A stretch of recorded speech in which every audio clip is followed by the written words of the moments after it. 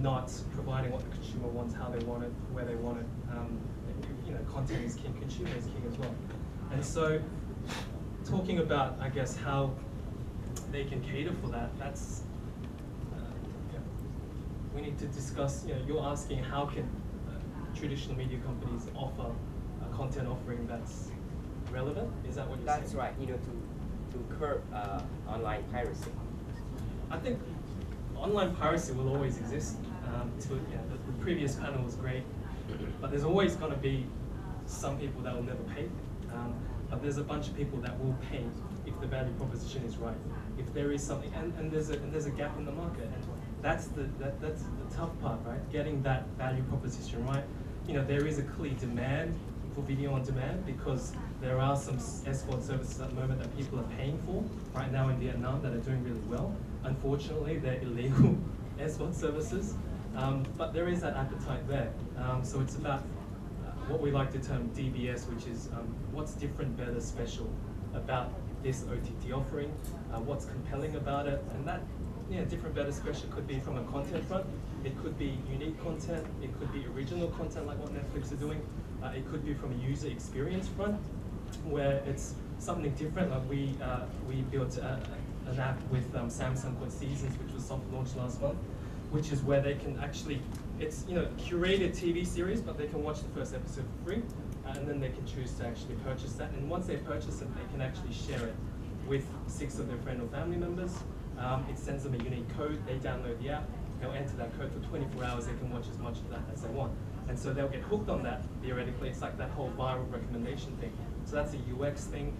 It could be from a business model perspective as well, something different there, something that needs to change to agitate the market in terms of being able to provide something the consumer wants whilst everyone else in the ecosystem wins. Do I have the answer for that? Unfortunately not. But it's something where it's a question we need to continue to ask. How can we stay relevant to the consumer, and how can we continue to provide something compelling to these guys? Obviously, there's no easy answer to that question. And Phương, you offer both, a pay TV service, which is IPTV, and OTT service. Do you see these OTT as a competitor or complementary to traditional pay TV service, at least in Vietnam? OTT is fashion word. Everywhere people talk about OTT. So as a VNPT, we do pay TV. So we're having an engineering team. So we should also include OTT in our service portfolio. Either it's a free complementary so far. But don't worry, because even now or in the next year, if we don't have 4G, having the mobile phone and watch TV or content that is not enjoyable at all, right? Only fiber optic or something, people enjoy the content there, or you're sitting at home. But millions of people traveling around and watching content and mobile note, I don't think they benefit from that. I think the CP should concern about content piracy when the infrastructure of the mobile in that country is good enough. Let's say 4G, maybe in 2015, then you can consider about losing money or something like that. I think so. Well, maybe you're underestimating, technology, and it's ironic because you're a technology leader in the market, because people are accessing contents, especially bandwidth intensive, such as video contents via their mobile devices, not just via 3G connection, but also via Wi-Fi connection, and that's increasingly popular in Vietnam. Anyway, I'd like to throw another question to VTV Live. It looks like VTV is taking. Is doing just what you would recommend to content provider or content owner, right? By getting ahead of the game in developing their own OTT solution, or offering their own OTT solution to protect themselves at first, and be competitive in the market in the long run. So Mr. Hung, how do you see, how do you comment on Ben's point earlier that you get into the game ahead of everyone else, so you can have a advantageous footing in the long term in the game? Yes, I think Ben mentioned one of the key points for the content owner and also service provider like us, like BTV Live. When we offering the OTT service, we do have both content owner. We are also a content owner, and we are also a service provider. So as you mentioned, the most important thing is when BTV Cable and BTV Live, when we decide to enter the OTT market, as you like, we want to promote our brand name. We want to introduce our brand name to the customer, that we do offer more choice to the customer, and we are producing the content that not only for the traditional traditional pay TV service, but also for the interactive and the OTT service, and some personal demand. I mean the personalized characteristics of the OTT service, like second screen, like interactive service, like multi-screen service, something like that. Thank you. And we have about a few minutes left for this panel. Last point I'd like each of you to make. How do you see the opportunities and challenges for OTT in Vietnam? Would you keep it to 1 minute each? Let's start with Ben. Oh, the opportunities, just connected market of connected devices. And as I said before, there is already an appetite for video on demand within this market. So being able to get that proposition right to an audience, and you're seeing with digital offerings, people flock and swarm if it is the right proposition. Who's going to get it right? Who knows? But it is quite chaotic at the moment. And guys, Sun Tzu. What's the quote? In the midst of chaos, there's opportunity. There's great opportunity at the moment in terms of, and it's not a short-term game. It's not a we're going to make money off this in month 18, and people expect that, and I say, please, it's not going to. You have to be conservative with your projections, but you have to be. Try and be where the consumer is going, or at least be where they are already. So that's, I think, some of the opportunities associated to that. And what I touched on before, what can we offer that's different, that is special? What's a compelling offering that will allow someone to subscribe to our service for $2 a month, but stay with us as an OTT offering that isn't already offered? If you just build another Apple iTunes store, it's not going to cut it. So what can you do? If you can crack that, if anyone wants to, give that a go. Great, thanks. Thank you. Just think about next 2 years when we have 4G everywhere, and we can, the user can choose any optional content on any mobile device. And we have a lot of content provider here, Mr. Han, many CP here, cooperate with the service provider, and the customer have more choice. They can enjoy the content, very good UI on a very good platform. And as a backbone network service provider, we hope that we can leverage the content when the technology is take off. I think so. Thank you, Esther. I think the biggest challenge is changing their perception by content owners, their perception of OTT, and that they shouldn't shy away from it. They shouldn't be scared of it because it's happening, and they should actually learn about it and understand it and join, because it's going that direction. All the content that you see on TV now, whether you like it or not, it's going to be online. So join, change your perception. It's not going to take away from traditional TV, but it's going to supplement and build a new community for you and new fan base for you.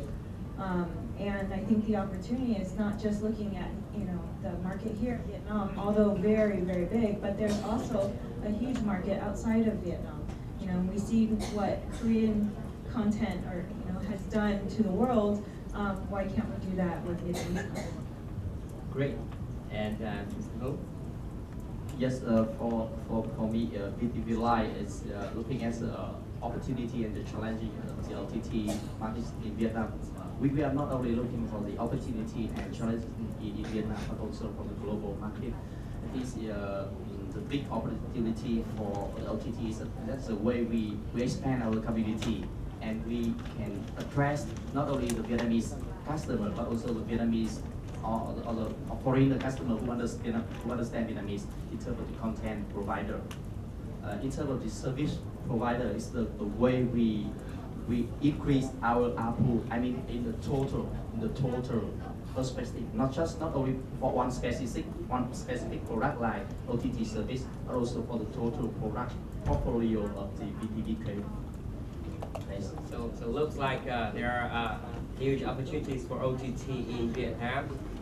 So for content owners and content providers, perhaps thank you very much for coming. This is the last panel, and we're very pleased to see that the room is not half empty, right? So it's obviously a great signal of interest to the topic of our panel and what you're about to share. Now, it's very interesting that in the previous panel, right, it was about protecting copyrights. A new but very established, if you will, player in this OTT market is here. And by the way, I contacted Google and their YouTube subsidiary, and they highly recommend Possible Worldwide for this panel. And so we believe that you will have a lot to share in terms of the legit content in the OTT platform. And for the other panelists, I don't know much about your business model yet, but I expect you to share the same. So with that, Ben, can you share a little bit about Mo Video and your view about OTT? Can you restrict it to 2 minutes? Of course.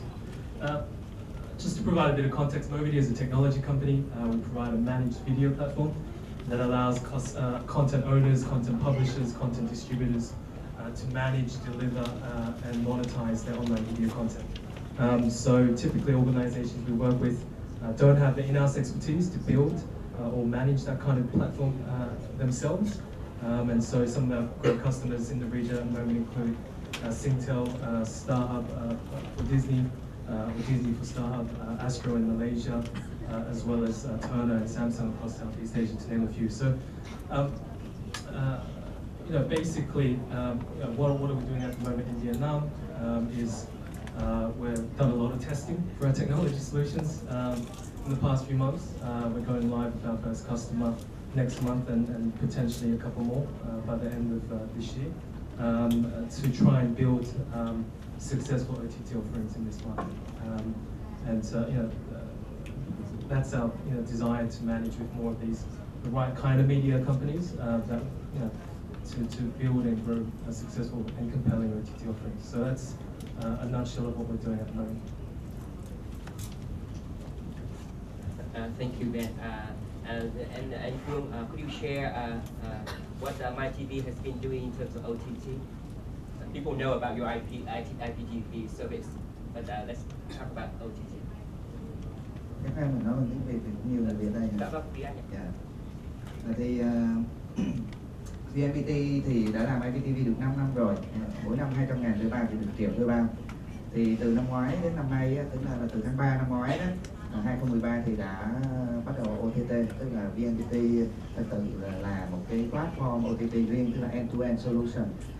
Từ cái vấn đề end đến transcoding đến cái phần lập trình, phần back-end, phần middleware, CDN, toàn bộ cái hệ thống kỹ thuật đó, và kể cả các cái ứng dụng trên các cái thiết bị đầu cuối như Android, iOS hay là Windows Phone, hay thậm chí trên các cái Smart TV của Sony, Samsung, LG, TCL thì cũng đã đều có cái ứng dụng OTT của VNPT. Tên cái ứng dụng là MyTVNet, mọi người có thể tải về được. Thuê bao thì hiện nay thì cũng đã được hơn 800.000 đô la, 860.000 đô la. Cái lượt tải về và cả cái ứng dụng đó. Thế còn đó là từ năm ngoái đến năm nay cái dịch vụ OTT MyTVNet nó ra đời.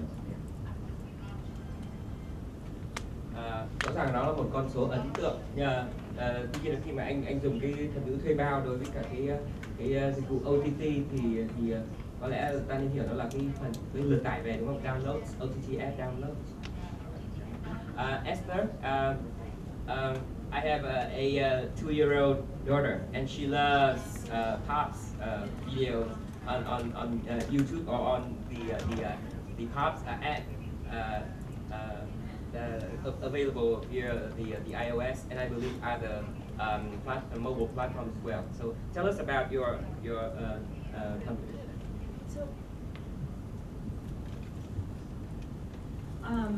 Pops works with traditional media companies and helps them go digital. We've been doing this for 7 years, and it's been very exciting to see the industry kind of adjust and move towards the digital landscape. For example, we work with one of the leading traditional television networks like BTC, and helping them take their large digital library, and move it over to digital, and allowing them to reach a new market globally, and having people access their content anywhere, any place, anytime. We work with a lot of content owners for entertainment, music, comedy, basically anything on the digital space, and helping them reach a new global market outside of it. Thank you, Esther. And what of you, anh Hùng, you have anything to share, because Mr. Tâm just said on the previous channel about countering online piracy with VTV's own online service. I think that's a very interesting approach. So what do you have to say about your company's business model? First of all, I would like to say thanks for all of you here to be here today to share about the OTT, the opportunity and trends in Vietnam. As you know that VTV have joined the pay TV market since many years ago, and VTV Cable is one of the first pay TV provider in Vietnam. In terms of the OTT, VTV Cable just joined the market since last year, 2013. Up to now, OTT service under VTV Cable has just entered the market, and we are testing some in terms of the technology and also in terms of the business model. So far, what VTV Cable define for the OTT service in our business model is that for the basics and broadcasting channel is for free. That is a premium business model. For other content like VOD, like some special channel, it's really depending on the market, on the demand of the market. It's maybe free, it's maybe pay-per-view, it's maybe subscription. It's very depending on the market, on the growth. Thanks. Thank you, Andrew. Now, the default understanding of OTT service is it's free. It's over the internet, and the internet, I don't know why it comes to be understood as free. Internet has to be associated with free. So the logical question that follows is, as an OTT service provider, how do you make money out of that? How do you make money out of giving things away? Ben, would you like to comment on that? Well, we're a technology company, so we make money as a software as a service solution when our clients' OTT offerings get some traction and start to grow, which doesn't always happen, and it can be actually really hard. You know, even if they are as being paid offerings as well, not free offerings. So it can be really hard, and you know, and we've done a lot of business modeling in the past couple of years in Australia, New Zealand, in Asia, trying to look at how to make OTT make money, how we can build it into a commercially viable model. And if you look at it, it can actually be really scary when you look at content costs, not being a content owner. If you look at technology costs, you know, there's a lot of delivery costs associated with it that people think you know, should be free, as you said. If you look at marketing costs around that as well, it can be very scary. But what we're finding is it's not always the right question to ask in trying to build a commercially viable model in and of itself as an OTT offering. And sometimes, and not for everyone, but for some media companies, the right question or the right first question should be, what is the cost of not launching an OTT offering? You know, and for many companies, probably the majority, when you do that evaluation and cost analysis, it will probably make sense with all the risks associated not to launch something in OTT yet until people figure out how to really make money out of it. Maybe these guys can enlighten us, but there will be a handful of media companies, potentially pay TV provider companies, that realize there is a real cost to not launching an OTT offering. That cost could be a loss of relevance as a media player, as a media company, to consumers that expect the media distributor to provide the medium that they want to enjoy, how they want to enjoy it. It could be, and that could tie into a loss of existing customers on traditional channels. It could also be a loss, the cost could also be getting in too late, could mean there's a catch-up cost there. You know, you can be a successful number one or number two, but in a market, if you're getting to number three, you'll be bleeding money. It's very hard to be a successful number three, so you lose those first mover advantages. And you know, another cost of not entering the game now could be, and for a handful of companies, could be the gap that it leaves open for other non-traditional media companies, such as telcos that we're seeing, such as even big studios that want to go directly to the consumer to fill that gap, because that's where what the consumer is demanding.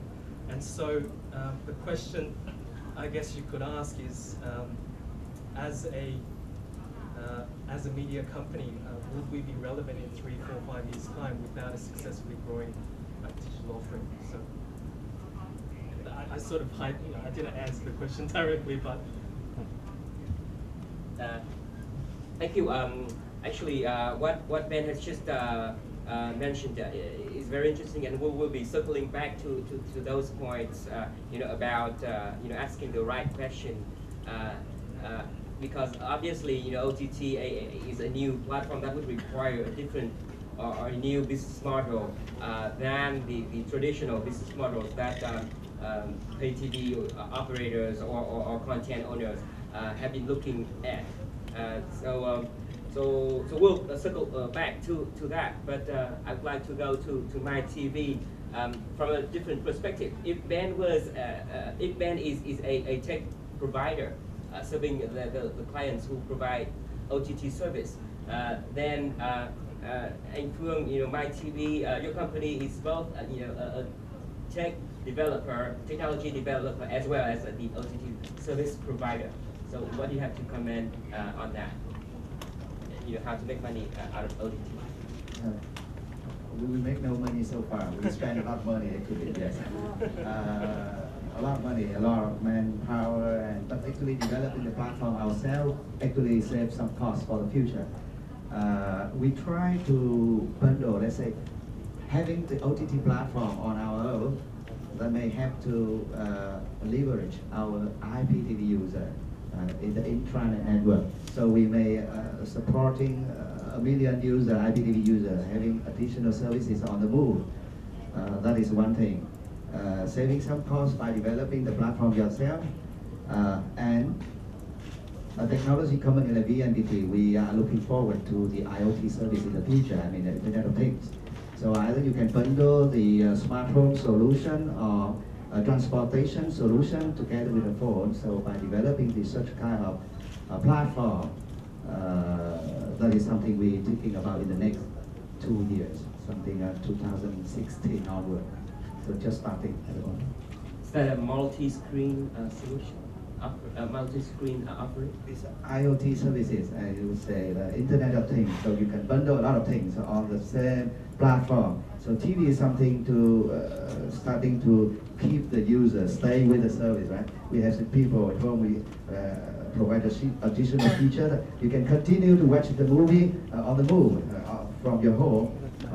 Or you can monitor what is the history of the content your children or your kids are watching at home. So you can check it back on the multi-screen device. Impressive. Well, if nobody has made money out of OTT, I believe that's not the case with you as No, not at all. Actually, it's our mission to make money for traditional media companies or content owners. You know, for us, OTT offers a new opportunity for content owners that we look at not from, you know, just looking at Vietnam as a market, but we look at the global market, taking local content and helping local content owners reach a new market, a global market, because there's a demand for it. And we're reaching in markets that are willing to pay for Vietnamese content. You know, for us, we see big markets like US, Canada, Japan, South Korea, Taiwan. Those are markets that are willing to pay for Vietnamese content and subsidize until maybe Vietnam can catch up to monetizing.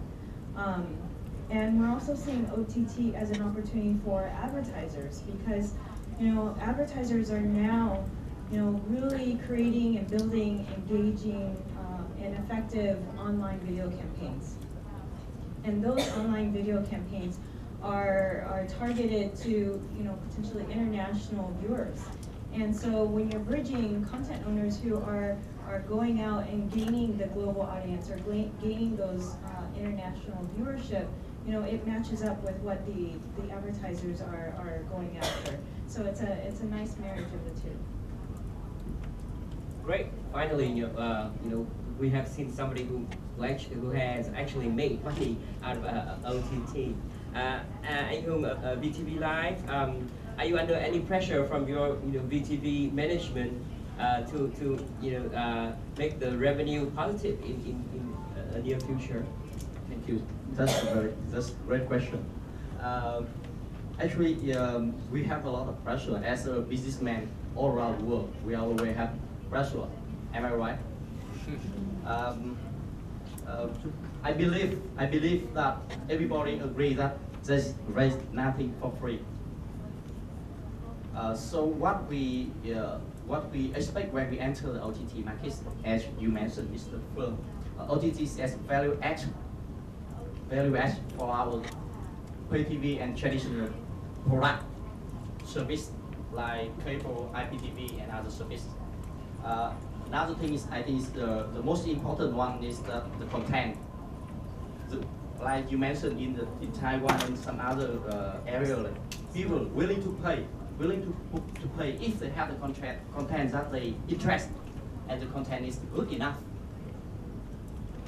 In terms of the VTV Live, we do plan to catch up the customer who are already our our subscriber from VTV cable, and we bring more value to that kind of customer, and by that way we're expanding our brand name.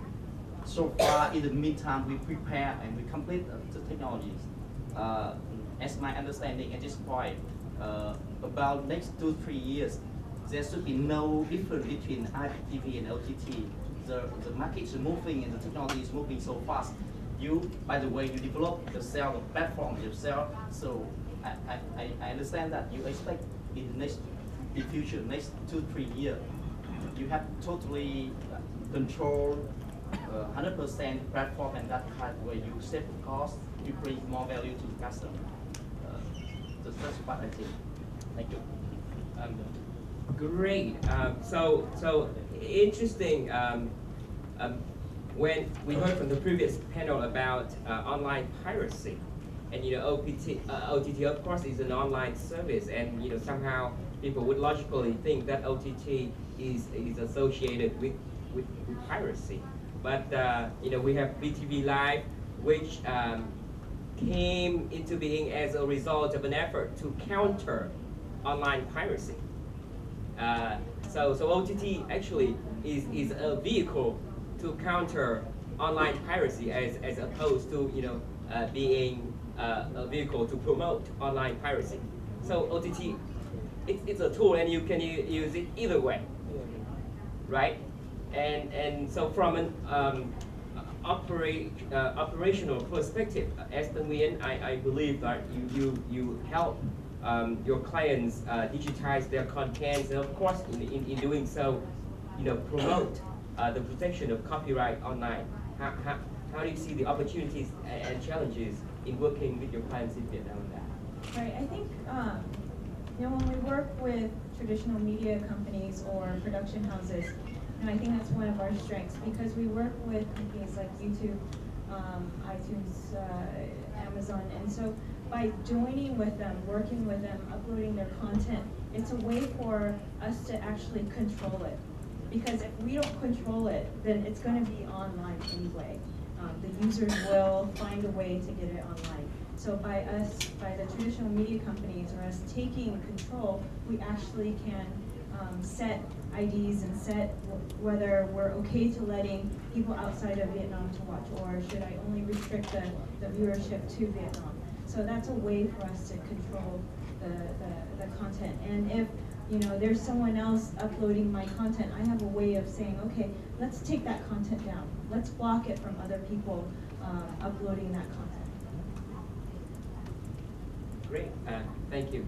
And Phương, how do you see protecting or promoting copyright online in providing OTT service? Is it complementary, or does protecting copyrights help with providing OTT, or vice versa? Thanks to the technology, it's pretty easy to protect the content OTT because the DIM technology allowed the operator, the service provider, to embed the client and who can decrypt the content. So you encrypt the content and decrypt by only dedicated application. So it's pretty easy to protect the content. Of course, the operator have to invest on the DIM platform, right? A good recommendation that the CP should choose the right SP, right? So the big SP is there for you. You get along with get aside with the giant is easier than the small one. So I think no difficult in terms of the content privacy protection if you come with a big SP, big operator. Thank you. Now we're circling back to Ben's earlier points, about asking the right question. Ben, your business model is different from these guys, but your clients, right, who are similar to these guys, who provide content using your technology solutions. Now, I've heard from a number of them in the Vietnamese market that similarly to the new entrants to the pay TV market that we mentioned earlier this morning, they came into the market and they need content to fill up their platform. So the OTT, with the OTT technology available, these new guys also need content to fill up, and of course they don't always get the legit content as the provides. So they naturally grabs any content they can get their hands on, and most of the case it's pirated content. Now, what their argument is consumer choice. Well, if people have this technology, they have handheld device, they have higher broadband, faster broadband internet access. And contents are readily available. So if they cannot get legit contents easily, and the pirated contents are so readily available, then there's nothing. The advertiser who may be off in some developed country has no idea where his ad is appearing. We tried to analyze some of this, and it becomes, you really have to go very deeply into the web code, far beyond my expertise to do. But we have IT researchers do it, and it's amazing to see how many layers and how effectively they can hide. Matt, would you tell us about your firm's experience with